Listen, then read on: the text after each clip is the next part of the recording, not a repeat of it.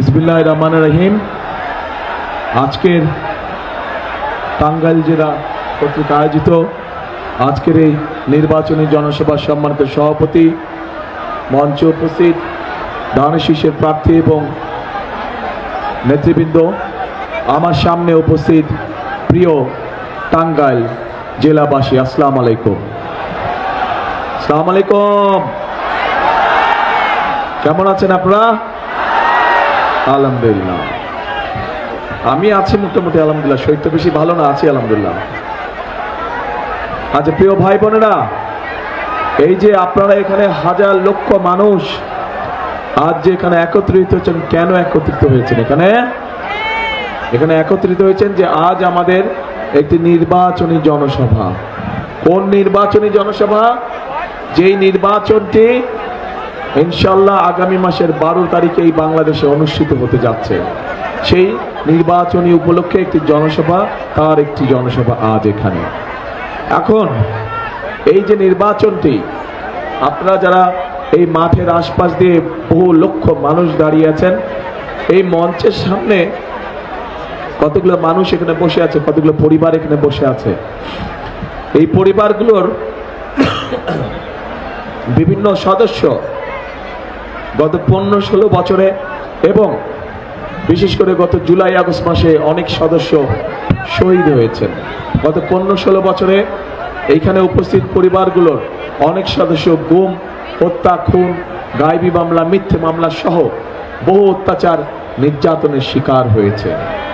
কিন্তু অত্যাচার নির্যাতনের শিকার হওয়ার পরেও, গুম খুনের শিকার হওয়ার পরেও বিএনপির নেতাকর্মী সহ সমাজের বিভিন্ন মানুষ, দলমত নির্বিশেষে বিভিন্ন মানুষ গত 5ই আগস্ট রাজপথে নেমে এসেছিল এবং রাজপথে নেমে এসে এই বাংলাদেশের ইতিহাসে একটি পরিবর্তন ঘটিয়েছে। এই বিষয়টা জানেন তো আপনারা? নাকি ধারণা আছে? অবশ্যই আছে, কারণ এই পরিবর্তনটি বাংলাদেশের ইতিহাস সাথে ওতপ্রোতভাবে সম্পর্কিত। এখন প্রিয় ভাই বোনেরা, সেই পরিবর্তনের অংশ হিসেবেই যে এই যে পরিবর্তনটি হয়েছে, এই যে যেই মানুষগুলো আমাদের বহু লোক, হাজারো নেতাকর্মী সহ অন্য রাজনৈতিক দল সহ বিভিন্ন রাজনীতি করেন এমন মানুষও গুম খুনের শিকার হয়েছে, নির্যাতনের শিকার হয়েছে। কিন্তু এই মানুষগুলো কিসের জন্য যুদ্ধ করেছিল, সংগ্রাম করেছিল? এই মানুষগুলো সংগ্রাম করেছিল এই যে এখানে হাজার লক্ষ মানুষ আপনারা একত্রিত হয়েছেন, যারা সাধারণ মানুষ হিসেবে পরিচিত, যাদের ভোটের অধিকার গত 16 বছর যাবৎ কেড়ে নেওয়া হয়েছিল, কথা বলার অধিকার কেড়ে নেওয়া হয়েছিল, অর্থনৈতিক স্বাধীনতার অধিকার কেড়ে নেওয়া হয়েছিল। সেই অধিকারকে বাস্তবে রূপ দেওয়ার জন্য ওই মানুষগুলো তাদের জীবনকে উৎসর্গ করেছিল। প্রিয় ভাই বোনেরা, 12 তারিখ সেই দিন হাজির হয়েছে এবং 12 তারিখে আপনারা বাংলাদেশের মানুষের ভাগ্যের পরিবর্তন করতে পারেন সঠিক ব্যক্তির পক্ষে রায় প্রদানের মাধ্যমে, সঠিক মার্কার পক্ষে রায় প্রদানের মাধ্যমে। কারণ এই যে গত 5ই আগস্ট যে পরিবর্তন হয়েছে, এটি শুধু রাজনৈতিক পরিবর্তন হলে চলবে না। এই পরিবর্তনটি হতে হবে মানুষের ভাগ্য পরিবর্তনের দিন হিসাবে। 12 তারিখের নির্বাচন শুধু নির্বাচনের দিন হলে চলবে না, এই নির্বাচনের দিনটি হতে হবে মানুষের ভাগ্য পরিবর্তনের দিন।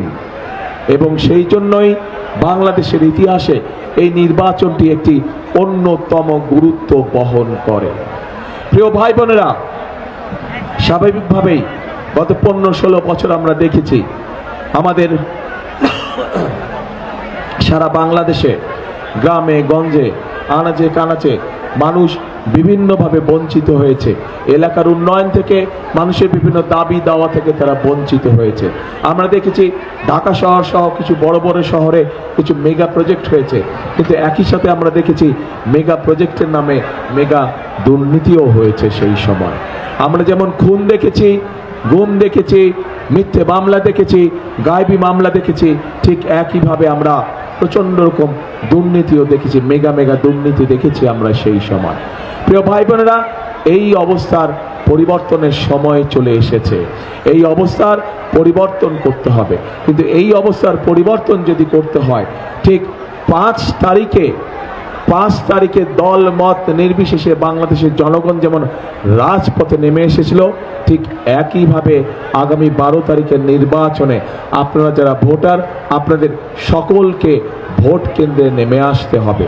কারণ আমরা যদি 5 তারিখে সেই পরিবর্তনকে যদি আমরা চালু না রাখি, অর্থাৎ 12 তারিখে ভোট দিয়ে যদি আমরা গণতন্ত্রকে শক্তিশালী ভিত্তির উপরে প্রতিষ্ঠিত করতে না পারি, তাহলে আমরা যেই গণতন্ত্রের ভিত্তি রচনা করতে যাচ্ছি, যেই গণতন্ত্র সুশাসন নিশ্চিত করবে, যেই গণতন্ত্র মানুষের অধিকার বাস্তবায়ন করবে, যে গণতন্ত্র মানুষের ভাগ্যের পরিবর্তন করবে, সেই গণতন্ত্র আবার বাধাগ্রস্ত হবে।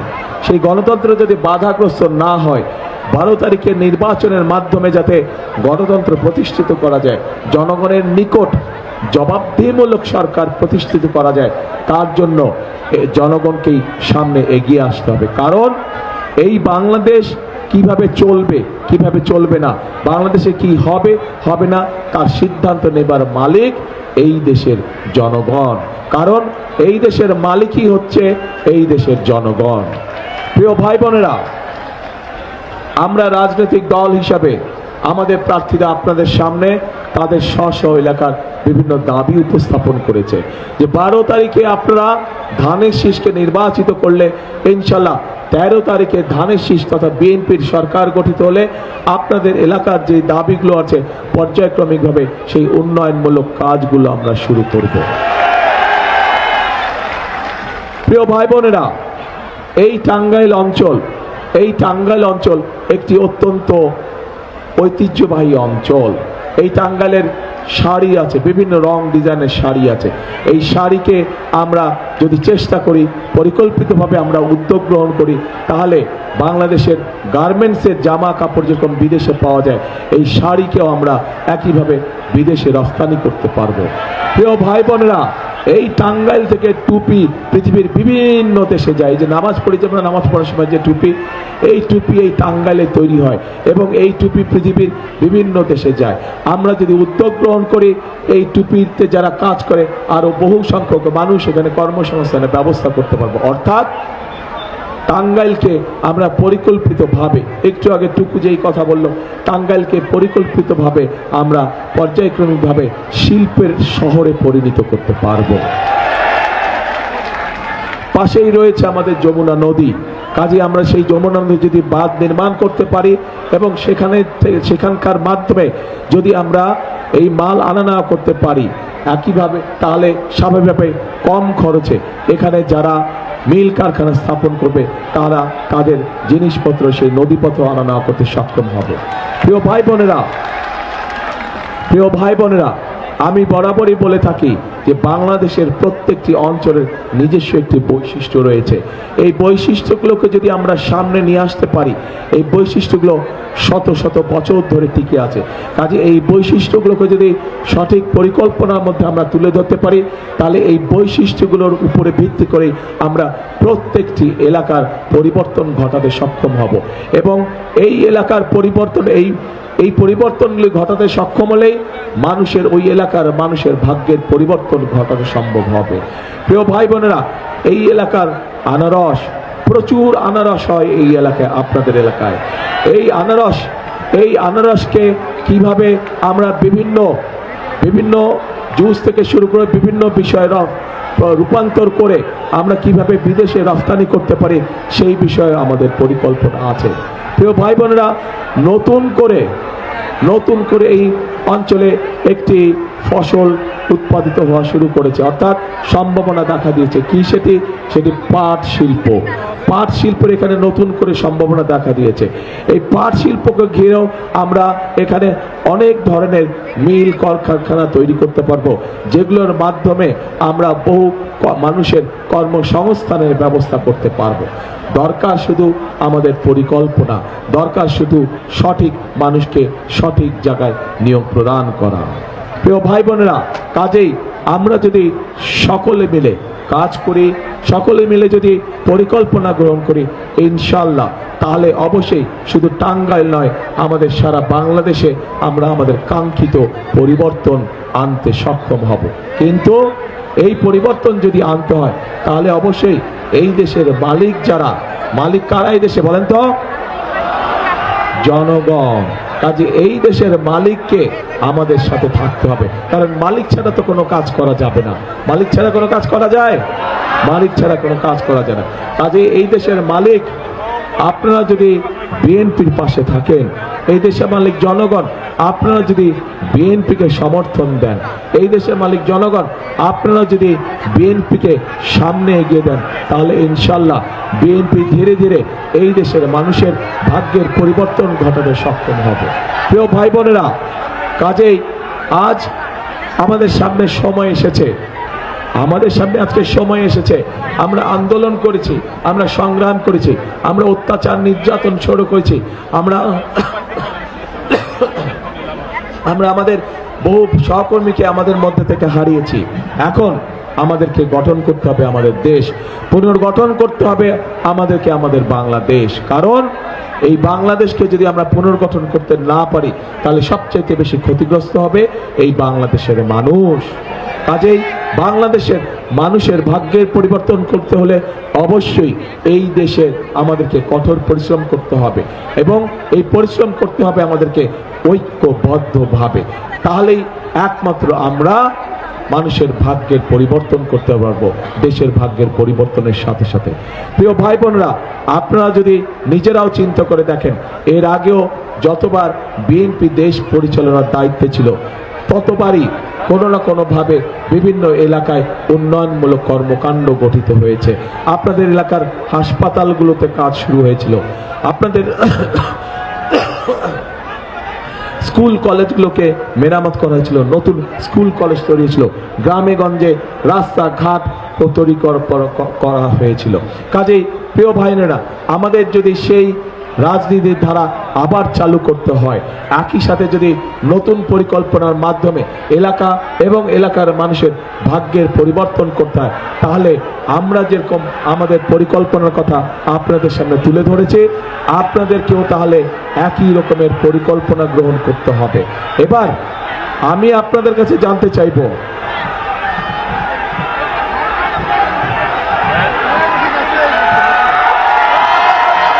এবার মন দিয়ে কথা শুনতে হবে আমার।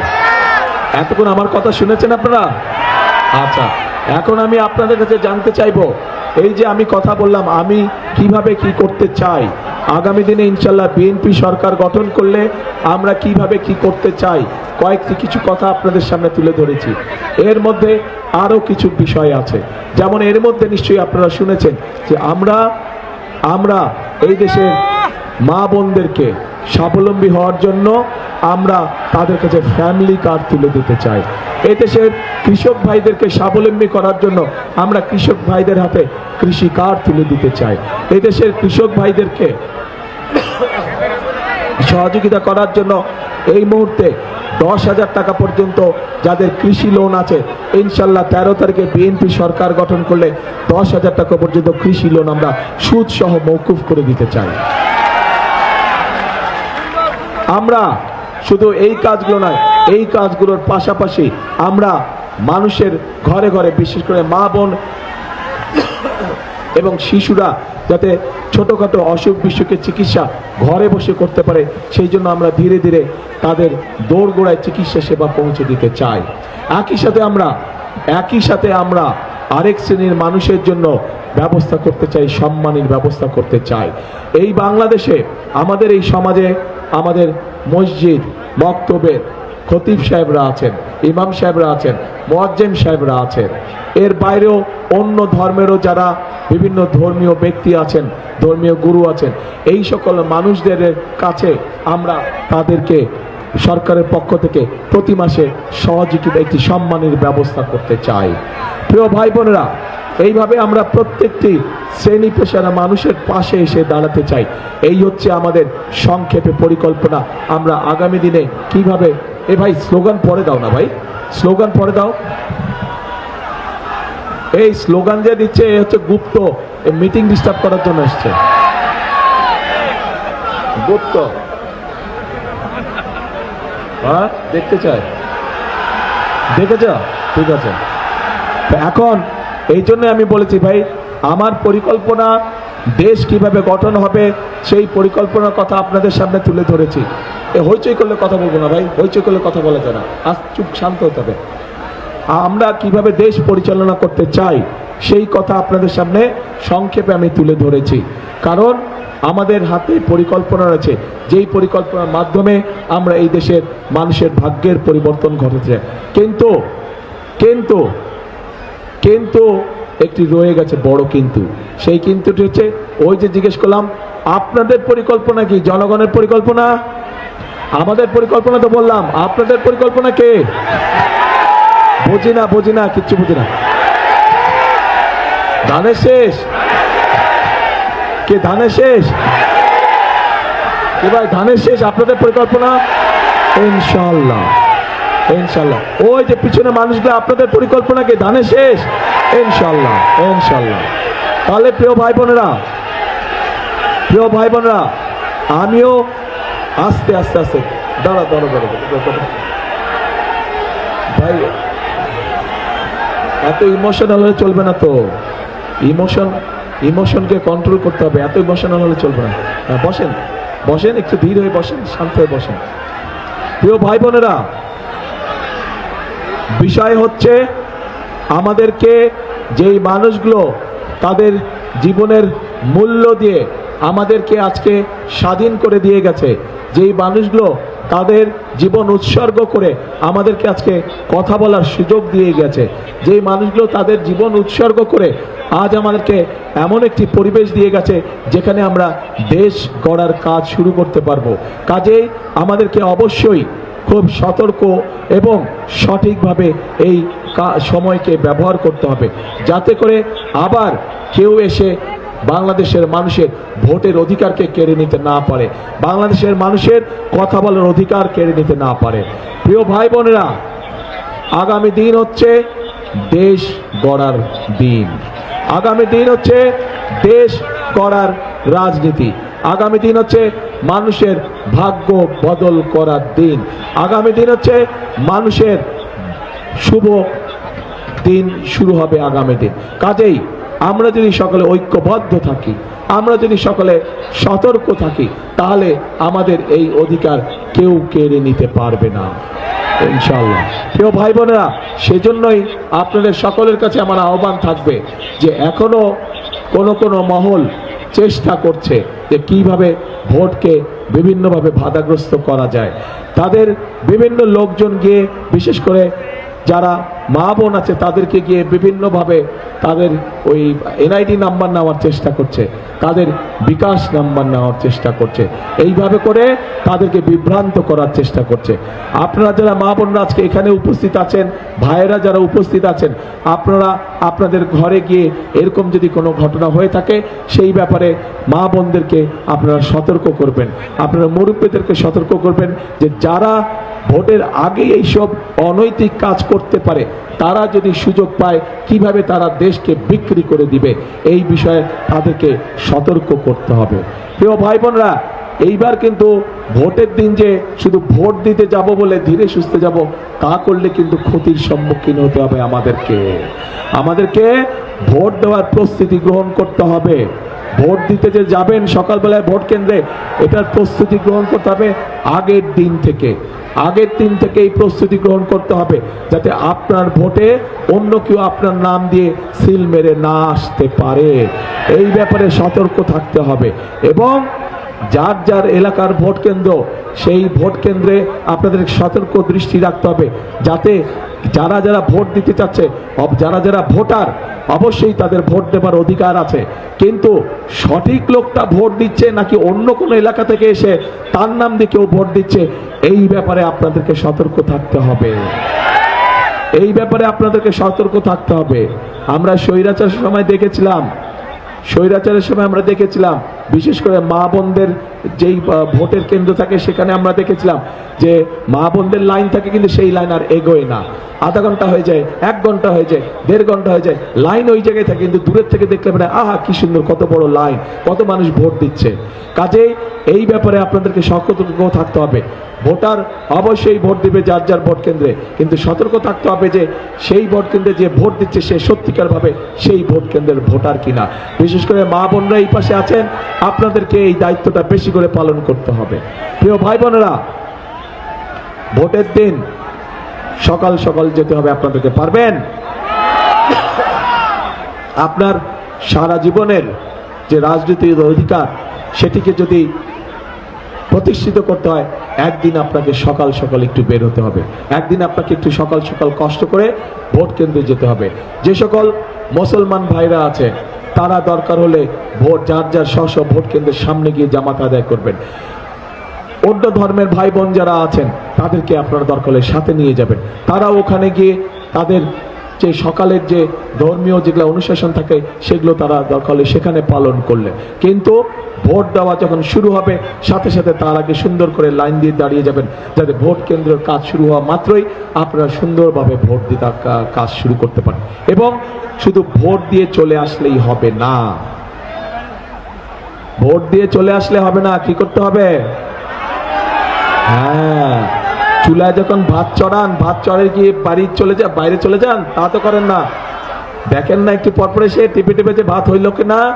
কাজে বুঝে শুনে আসতে হবে, ভোট যে যাতে অন্যদিকে না চলে যায়। বাক্স দেখাবে খালি আর দিবে ভরা, আবার দেখাবে ভরা দিবে খালি, এইসব চলবে না, এই ব্যাপারে সতর্ক থাকতে হবে। 2008 সালে আমরা দেখেছি যে বাক্সের ম্যাজিক দেখানো হয়েছিল, করে রেজাল্ট পাল্টে দিয়েছে। এবার যাতে করতে না পারে এই ব্যাপারে আপনাদেরকে সতর্ক থাকতে হবে। ঠিক আছে প্রিয় ভাই বোনেরা, তাহলে আসুন আজকের এই নির্বাচনী জনসভায় হয়তো আমি আপনাদেরকে অনেক কথা বলতে পারতাম, যারা নির্বাচনী প্রতিপক্ষ আছে তাদের সম্পর্কে অনেক কথা বলতে পারতাম, কিন্তু প্রতিপক্ষ সম্পর্কে যদি আমি বকাবকি করি তাতে আপনাদের কি লাভ হবে? আপনাদের কোনো লাভ হবে? আপনাদের কোনো লাভ হবে না। বরং আপনাদের হক হচ্ছে যে আমরা যারা নির্বাচন করছি, যেই রাজনৈতিক দলকে নির্বাচন করছে, তারা দেশের জন্য, দেশের জনগণের জন্য কি করবে সেটি আপনাদের সামনে পরিষ্কার করে তুলে ধরা। একটি রাজনৈতিক দলের এটাই হচ্ছে কাজ, যে জনগণের জন্য তারা আগামী দিনে সুযোগ পেলে, আগামী দিনে সেই সময় পেলে তারা কি কি কাজ করবে সেটাই তুলে ধরা। প্রিয় ভাই বোনেরা, আজকে আমি আপনাদের সামনে সেই কথাগুলি সংক্ষেপে তুলে ধরার চেষ্টা করেছি। পরিকল্পনা সব আপনাদের সামনে, বাস্তবায়নের শক্তিও সব আপনাদের সামনে।